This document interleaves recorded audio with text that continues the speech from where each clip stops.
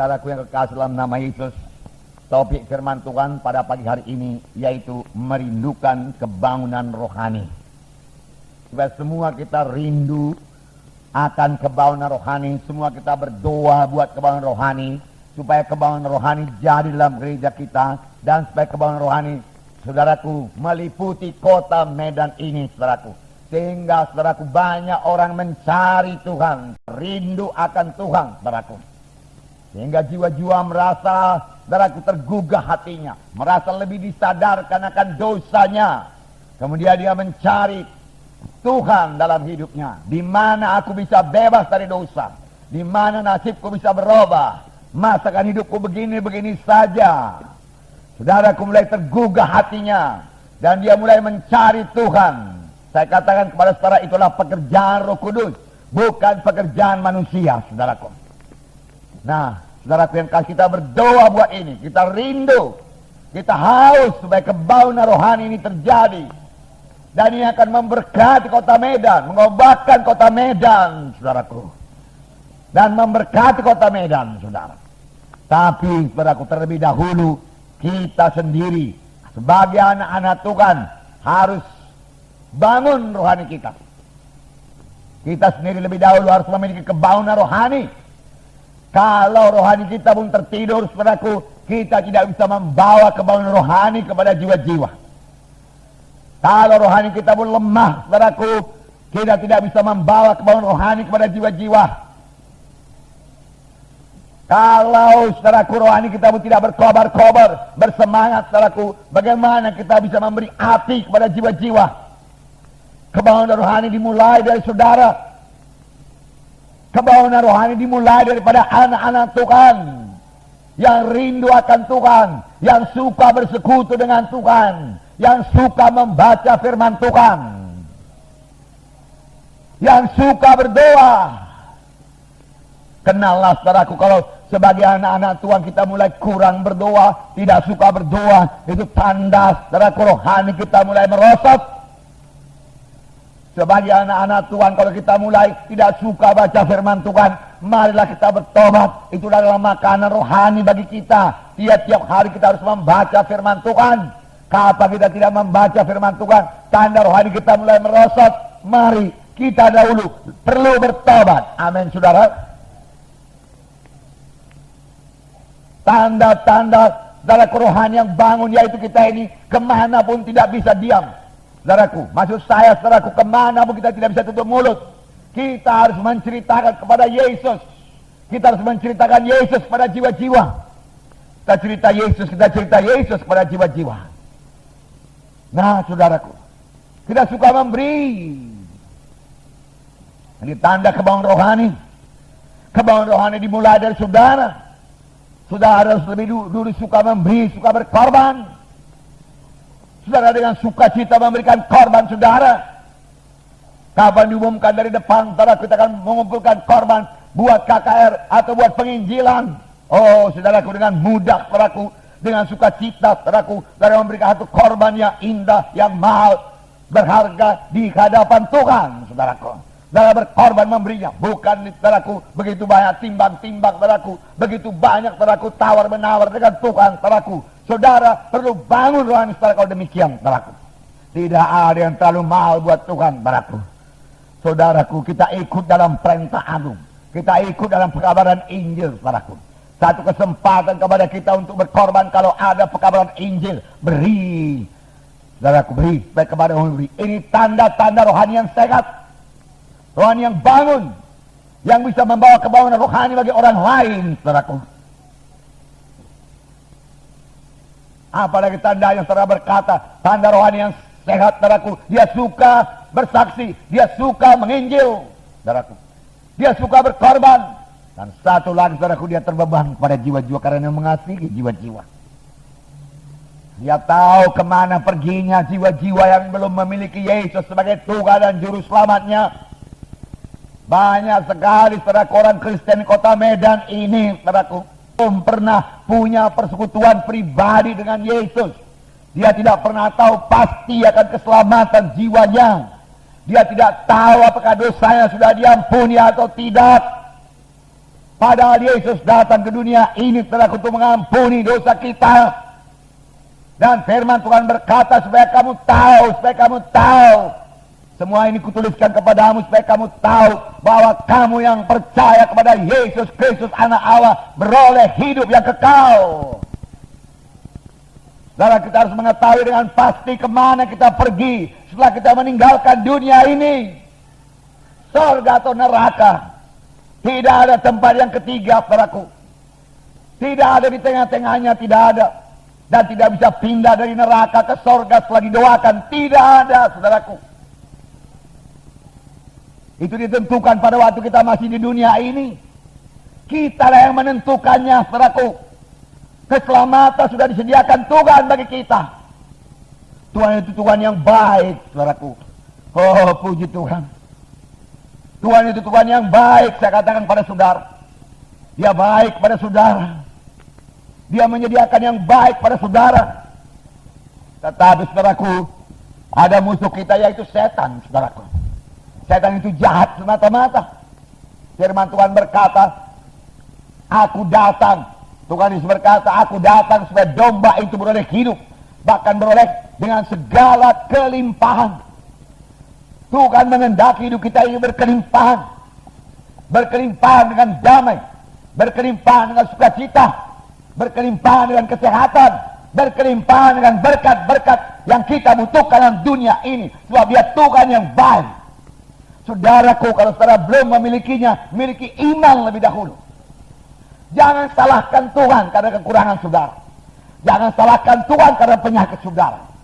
Itu bukan daripada Tuhan, saudaraku. Itu daripada musuh kita. Karena Yohanes 10 ayat 10 itu lanjutannya. Tetapi pencuri datang. Tetapi setan iblis datang. Hanya untuk mencuri, membunuh, membinasakan. Betapa kontras ini, saudaraku. Pekerjaan Tuhan dan pekerjaan setan, saudaraku. Dari mulanya setan ini musuh manusia. Dia tidak suka manusianya keberkatan. Dia tidak suka manusia sehat. Dia tidak suka manusia selamat. Karena setiap anak Tuhan yang selamat, yang lahir baru, saudaraku, akan merupakan ancaman terhadap setan, saudara. Saudara berkata, dari mana saya tahu Tuhan itu baik?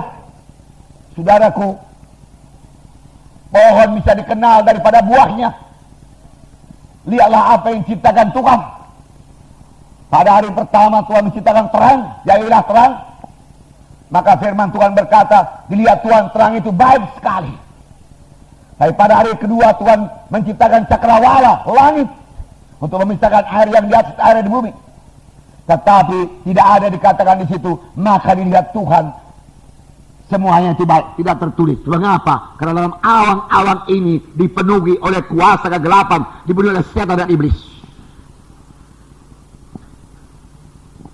Pada hari yang ketiga, saudaraku, Tuhan menciptakan bumi ini, saudaraku, memisahkan laut, air, dan daratan. Sudah, dan Tuhan berkata, dilihat Tuhan itu semuanya baik.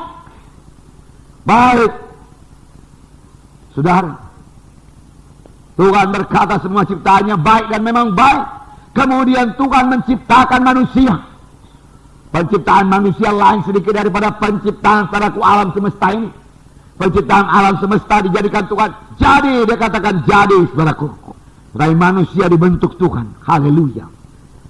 Dari tanah liat dibentuk Tuhan menurut gambar Tuhan, menurut peta Tuhan. Saudara, lalu dihembuskan Tuhan napas yang hidup, lalu manusia itu menjadi makhluk yang hidup. Lalu diberikan Tuhan taman Eden yang kaya, taman Eden yang luar biasa, damainya, senangnya, sejahteranya. Di sinilah engkau tinggal. Betapa baiknya Tuhan itu. Betapa baiknya Tuhan itu. Mempersiapkan segala kebutuhan manusia ini. Betapa baiknya. Tetapi sayang datang setan menipu manusia itu. Setan kerjanya menipu sampai sekarang. Jangan mau ikuti setan. Jangan mau dengar suara setan, saudaraku. Dan jangan mau cakap-cakap dengan setan. Ada juga Tuhan mau berkata-kata dengan setan. Siapa namamu? Berapa orang kau dalam dia? Saudaraku, setan penipu. Dia akan menipu, saudaraku. Bukan semuanya mesti ditanya. Ada saatnya Roh Kudus menyuruh kita menanyakan setan itu, ada kalanya tidak. Usirkan saya dalam nama Yesus, siap. Yesus hanya sekali, saudaraku, bertanya, siapa namamu? Yang lainnya tidak pernah ditanya Tuhan. Tetapi ada hamba-hamba Tuhan yang memakai ini menjadi satu metode saudaraku untuk mengusirkan setan. Itu hanya satu kasus, saudaraku. Saudara, bermacam-macam cara mengusir setan. Kita perlu pimpin Roh Kudus dalam hal ini, saudaraku. Setan penipu. Hawa. Lihatlah buah batang kayu itu. Pohon pengetahuan yang baik dan yang jahat. Makanlah. Oh, nggak bisa. Pada waktu kami makan buah batang kayu itu, tanda baca kami akan mati. Saudara kalian berkata, tidak, kamu tidak mati. Lihatlah, enak dosa itu enak. Semua pun orang bikin dosa. Masa kamu lain sendiri? Semua pun orang berbuat jahat, semua pun orang korupsi. Semua pun orang memuaskan hawa nafsunya. Masa kamu lain sendiri? Enak itu dosa. Saudaraku, dosa tidak enak. Amin, saudaraku. Dosa mesti dihukum. Amin. Allah itu Allah yang adil. Dia mesti menghukum dosa. Setan tidak pernah menceritakan akibat dosa itu, saudaraku. Dia hanya menceritakan, saudaraku, dia menipu supaya manusia jatuh kepada dosa, bercerai dengan Tuhan. Dan memang manusia itu mengambil buah batang kayu itu, memakannya, dan dia bercerai dengan Tuhan. Dia ketakutan, sembunyi waktu dia dengar suara Tuhan. Saudara, sembunyi, biasanya dia bertemu dengan Tuhan. Biasanya dia berkata-kata dengan Tuhan, alangkah indahnya. Saudaraku, tapi dosa menutup persekutuan saudara dengan Tuhan sampai sekarang ini. Kalau saudara menyimpan dosa, saudara nggak bisa berdoa. Saudara menyimpan dosa, saudara, Roh Kudus tidak bisa bekerja dalam saudara. Perlu bertobat, bertobat berbalik sungguh-sungguh sehingga darah Yesus menyucikan saudara. Amin. Saudara boleh bersekutu kembali dengan Tuhan dan jangan berdosa lagi. Sebenarnya setiap anak Tuhan tidak suka berdosa. Tidak sanggup di dalam dosa. Saya katakan pada saudara, tidak suka lagi dosa. Itu tandanya saudara sudah lahir baru. Saudara sudah membenci dosa. Jadi Allah itu Allah yang baik.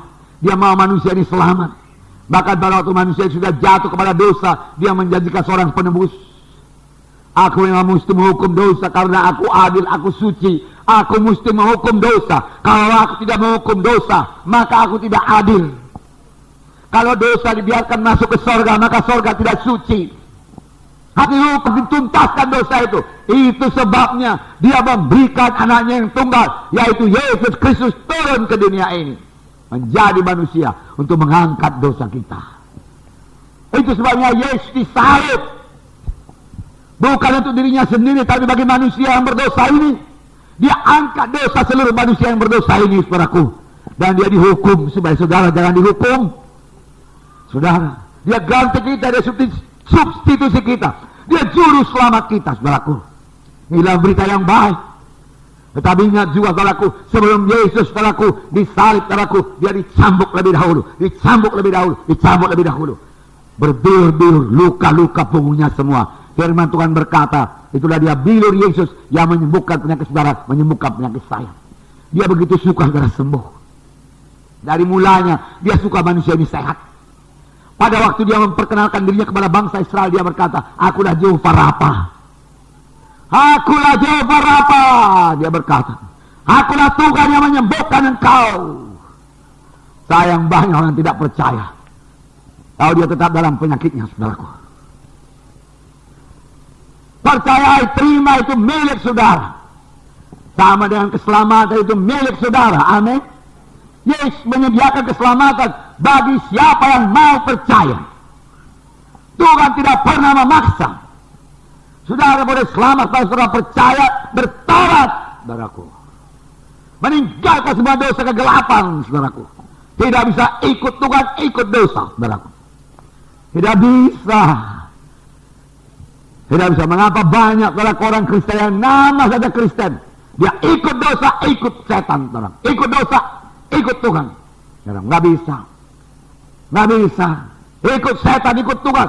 Tidak bisa. Pilih. Amin, saudaraku. Pilih. Tapi Tuhan berkata, pilihlah hidup. Mengapa gerangan kau mau mati? Mati dalam firman Tuhan. Mati menurut firman Tuhan. Bukan lenyap. Kalau manusia ini lenyap, sudah senang hidup dalam dunia ini. Tidak lenyap. Mati yaitu hukuman yang kekal. Selama-lamanya.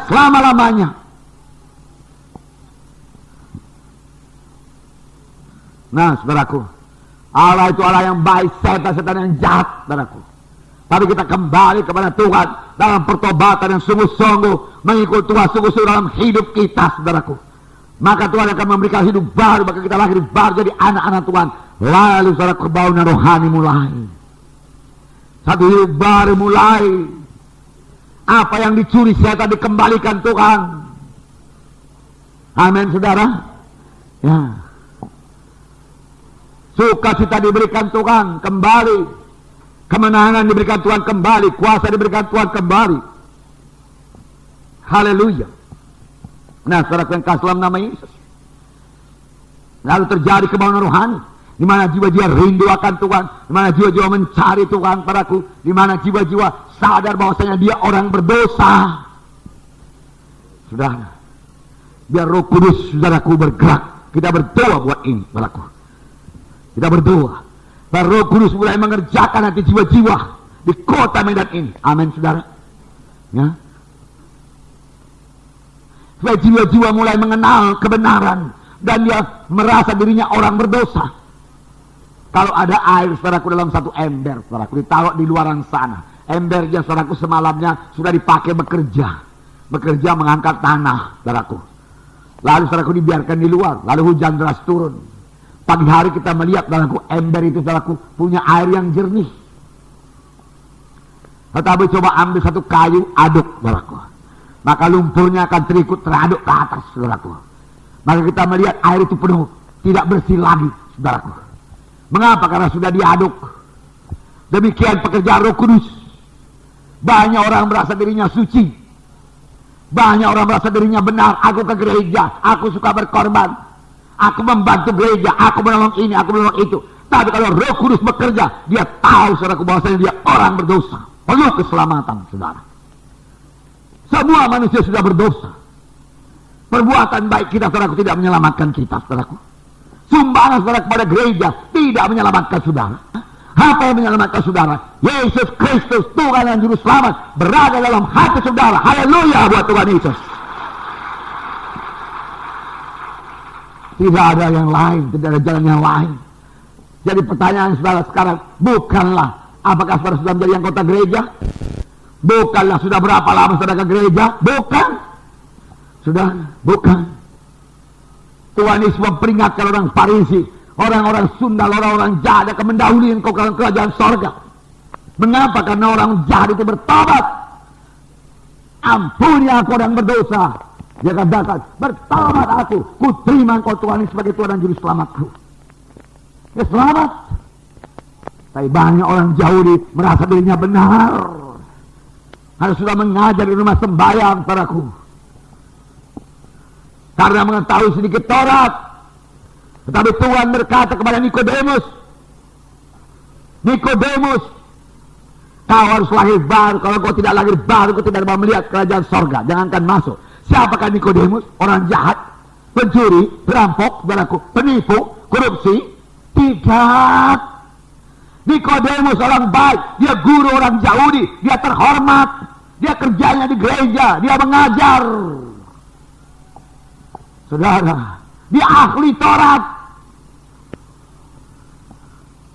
Kata Tuhan berkata kepada Nikodemus, kalau engkau tidak lahir baru, engkau tidak dapat masuk kerajaan sorga. Dia tidak mengerti bagaimana orang lahir baru, Tuhan. Engkau harus lahir baru daripada firman Tuhan dan Roh Tuhan. Baru engkau bisa selamat. Akhirnya Nikodemus mengerti. Nikodemus selamat. Nikodemus ke sorga. Tuhan menghendaki semua manusia ini ke sorga. Dia tidak suka seorang pun yang ke neraka. Amin. Karena dia Allah yang baik. Walau dosamu merapatkan sekalipun putih seperti salju, hitam legam sekali putih seperti bulu kambing domba. Haleluya. Haleluya. Nah, bagi saudara yang belum terbuka mata rohani saudara, Saudaraku, Tuhan mau menolong saudara. Tuhan mau memberikan hati yang baru kepada saudara.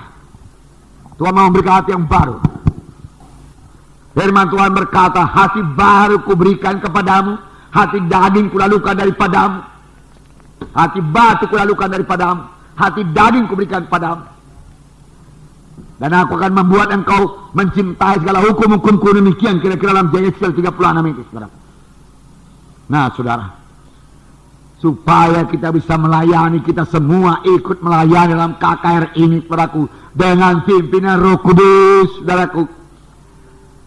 Kesaksian saudara dengan pimpinan Roh Kudus, saudaraku, bahkan sampai menyebarkan undangan secara dalam roh, dalam kasih kepada jiwa-jiwa. Amin, saudara. Bukan hanya tebarkan saja, saudaraku, supaya jadi sebagaimana dikatakan Paulus pada waktu dia datang ke Korintus. Aku datang kepadamu bukan dengan kepandaian manusia, aku datang kepadamu bukan dengan hikmat manusia, tapi aku datang kepadamu dengan penunjukan roh dan kuasa Allah. Paulus, saudaraku, dipimpin oleh Roh Kudus. Roh Kudus menunjukkan kepada dia bagaimana jalannya menginjili Korintus. Dan dia datang, saudaraku, dengan kuasa Allah, sehingga pelayanannya diurapi Tuhan, sehingga pelayanannya disertai dengan tanda ajaib, tanda mujizat. Amin, saudara. Tanda ajaib, tanda mujizat masih berlangsung. Kita rindukan terjadi dalam KKR kita. Amin. Berdoa buat ini, saudaraku, berdoa, saudaraku, berdoa. Saudara, kita tidak mau kebaktian yang secara rutin diadakan 6 hari berturut-turut, saudaraku. Kemudian selesai kebaktian KKR itu, semuanya pun selesai. Kita pun lega. Saya melihat banyak kebaktian demikian. Ada yang maju lebih jauh. Dia memberikan firman Tuhan. Hidup, ada jalan keselamatan dia berikan. Saya sudah berpikir dalam hati, puji Tuhan, ini saatnya jiwa-jiwa selamat. Lalu dia mulai bertindak lebih jauh. Siapa yang mau menerima sebagai Tuhan dan Juru Selamat? Dia kata, angkat tangan. Oh, jiwa-jiwa, beberapa orang mulai mengangkat tangan. Saya pikir, haleluya, malam ini jiwa-jiwa selamat. Teruskan. Kemudian dia katakan, turunkan tangan saudara, Tuhan memberkati saudara. Saudara, mengambang. Mengapa tidak berani? Saudara, dalam KKR ini kita biarkan Roh Kudus bekerja, amin. Kita tunggu Roh Kudus bekerja, amin. Kita harapkan Roh Kudus bekerja, amin. Kita punya iman Roh Kudus bekerja, amin. Kita beri kesempatan kepada Roh Kudus. Kita beri kesempatan kepada Roh Kudus. Roh Kudus yang punya sidang ini, padaku. Roh Kudus yang memimpin KKR ini. Saya hanya hamba Tuhan saja. Apa kata Roh Kudus, saudaraku? Saya sampaikan, saudaraku. Ya. Roh Kudus berkata, templak jiwa-jiwa saya templak, saudaraku. KKR Natal betul-betul jadi KKR, jadi kebangunan rohani.